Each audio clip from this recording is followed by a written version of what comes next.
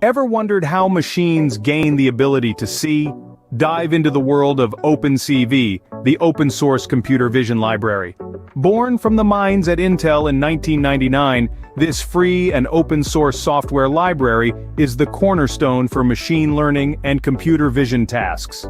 After transitioning to an open-source project in 2002, OpenCV became a popular choice for developers worldwide. Its versatility is remarkable, allowing creation of applications across numerous fields. From image segmentation to object pose estimation and optical flow analysis, OpenCV has it all. With its latest stable version, OpenCV 4.9.0, it continues to evolve, offering advanced techniques to developers of varying skill levels. It's more than a software, it's a resource, a tool, a gateway to understanding how machines perceive the world. Remember, the future of artificial intelligence is just a click away. Subscribe, like, share, and stay tuned for more breakthroughs in AI. OpenCV, opening the eyes of technology to the world.